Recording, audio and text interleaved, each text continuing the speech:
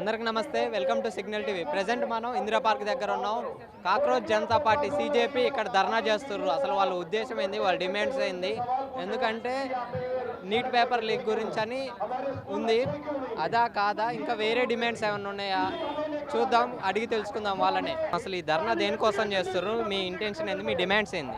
నేనెందుకు సపోర్ట్ చేస్తున్నానంటే చాలా మంది విద్యార్థులు ఈ వ్యవస్థలో నలిగిపోయి వాళ్ళ హక్కులు వాళ్ళకి కాకుండా అయిపోతున్నాయి. మన ప్రభుత్వం దానికి బాధ్యత తీసుకోవట్లేదు. కాబట్టి నేను ప్రశ్నించాలని నేను విద్యార్థులకి సపోర్ట్గా. హైకమాండ్ అక్కడ ఉంది BJP కదా, ఇక్కడ కాంగ్రెస్ గవర్నమెంట్. ఇక్కడ ధర్నా చేస్తే వాళ్ళకేమి? అది పాయింట్, కరెక్ట్ పాయింట్ అడిగారు. ఈ ధర్నా అనేది ప్రభుత్వాలకి మతాలకి అతీతమైన ధర్నా. ఎందుకంటే సమస్య చాలా వరకు ప్రభుత్వాలు చేస్తున్నారు. విద్యార్థుల్ని తక్కువగా చూడడం, విద్యార్థుల సమస్యల్ని పట్టించుకోకపోవడం అనాదిగా వస్తున్నదే. కానీ BJP ప్రభుత్వంలో మాత్రం ఇవి చాలా పీక్ స్టేజ్లో జరిగాయి.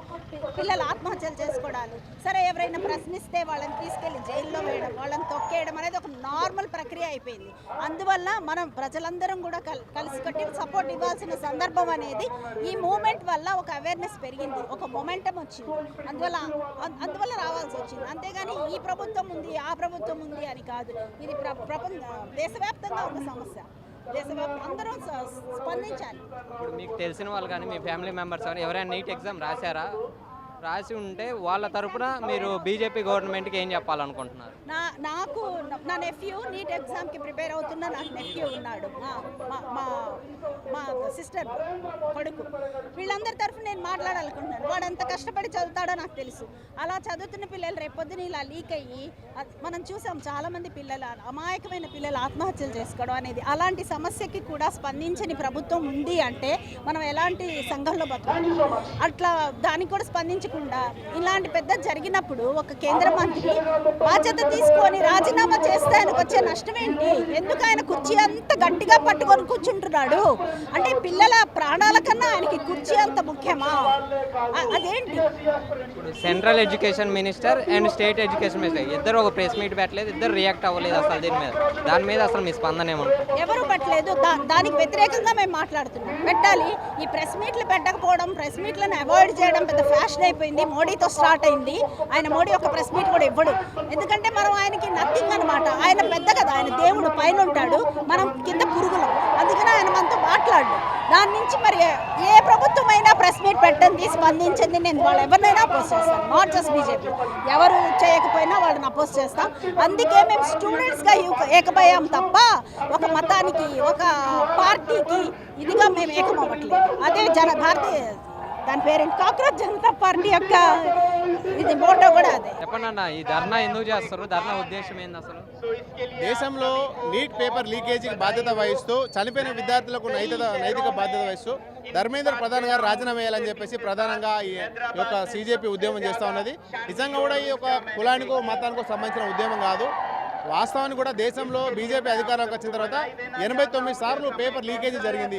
మరి 89 సార్లు పేపర్ లీకేజ్ జరిగినప్పుడు ఒక్కసారి కూడా ఈ దేశానికి సంబంధించిన విద్యాశాఖ మంత్రి నైతిక బాధ్యత వహిస్తూ ఈ పేపర్ లీకేజ్ మా వల్లనే జరిగింది, మా వైఫల్యం అని చెప్పేసి రాజీనామా చేస్తే శ్రేయమో అని చెప్పేసి మేము అంతా వెయిట్ చేసినాం. కానీ ఏ ఒక్కసారి కూడా మరి నైతిక బాధ్యత వహించి రాజీనామా చేయలేదు. కాబట్టి ఖచ్చితంగా ఇప్పుడు రాజీనామా చేయాలని చెప్పేసి CJP తీసుకున్న స్టాండ్ ఏదైతే ఉందో అది పర్ఫెక్ట్ స్టాండ్. కాబట్టి ఆ CJP ధర్నాలో మేమందరం కూడా స్వచ్ఛందంగా వచ్చి మరి ముందుకెళ్లే ప్రయత్నం చేస్తా ఉన్నాం. కాదన్న, ధర్నా చేస్తే న్యాయం జరగదు. మీకు ఏ న్యాయం కావాలో అది అడగాలి కదా. ఇప్పుడు ఈ దేశంలో BJP పైన మేము న్యాయం కోసం పోరాటం చేస్తే మమ్మల్ని మావోయిస్టులుగా, దేశద్రోహులుగా, టెర్రరిస్టులుగా ముద్ర వేసే ప్రయత్నం చేస్తూ ఉన్నాం. ఈ పార్టీ BJP యాంటీ పార్టీ అంటారు తప్ప స్టూడెంట్ సపోర్ట్ పార్టీ అని అనట్లేదు BJP వాళ్ళు.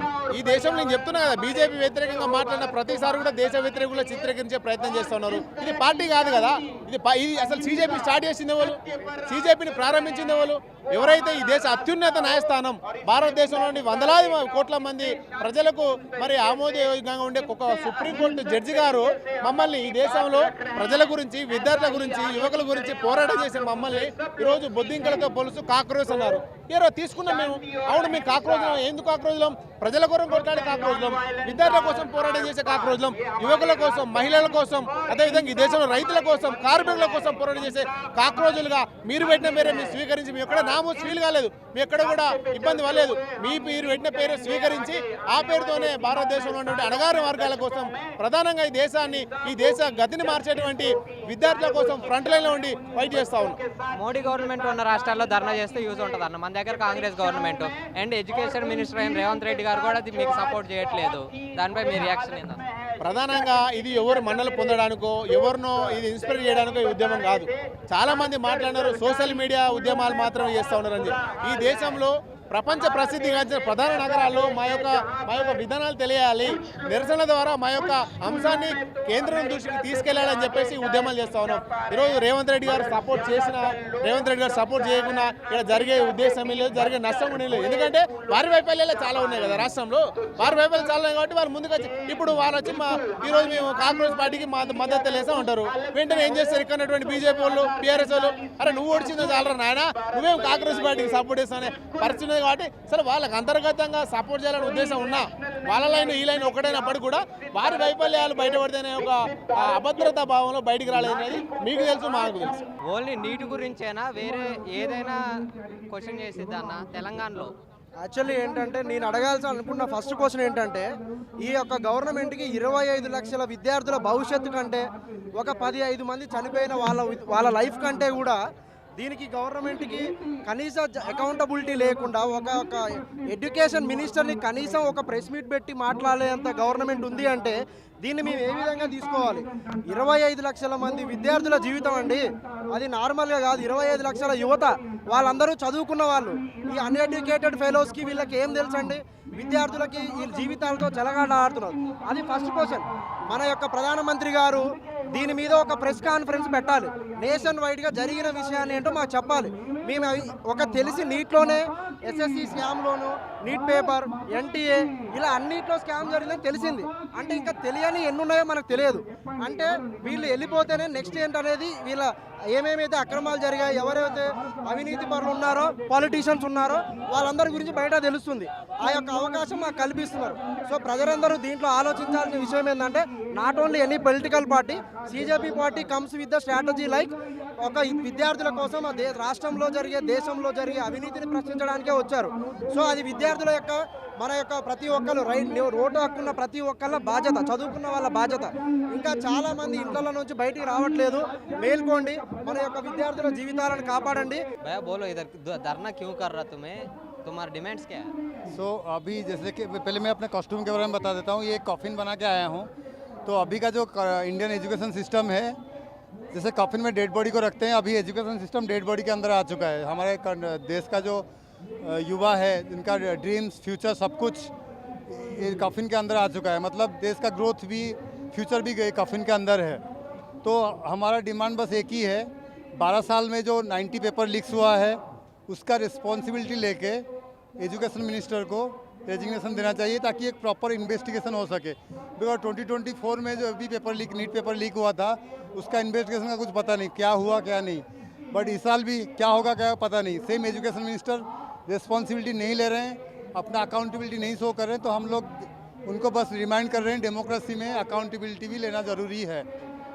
इधर बीजेपी गवर्नमेंट नहीं है, इधर कांग्रेस गवर्नमेंट है. इधर धरना कर जाए तो क्या होता? दिल्ली में किया तो थोड़ा तो ये देखिए पूरे देश का मूवमेंट है, ये यहाँ पे स्टेट गवर्नमेंट का मूव नहीं, क्योंकि नीट पेपर जो लीक हुआ पूरे कंट्री में सबको अफेक्ट किया.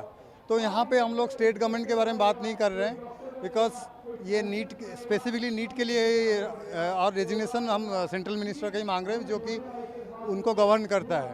तो बट यहाँ पे यूथ भी अफेक्टेड हुए हैं, इसीलिए हम लोग यहाँ पे प्रोटेस्ट किए. एक बात बोलने तो मोदी गवर्नमेंट को तुम क्या बोलते? एक बात मोदी गवर्नमेंट को एक बात बोलना चाहता हूँ कि डेमोक्रेसी में अकाउंटेबिलिटी, रिस्पॉन्सिबिलिटी एक चीज़ होता है. आपके मिनिस्ट्री में मिनिस्टर्स बोल रहे हैं कि हम लोग रेजिग्नेशन नहीं देते, कुछ भी गलती करे, कुछ भी मल्टीपल फेलियर्स हो. तो आपसे एक ही रिक्वेस्ट है, डेमोक्रेसी में आपको अकाउंटेबिलिटी, रिस्पॉन्सिबिलिटी लेना पड़ेगा.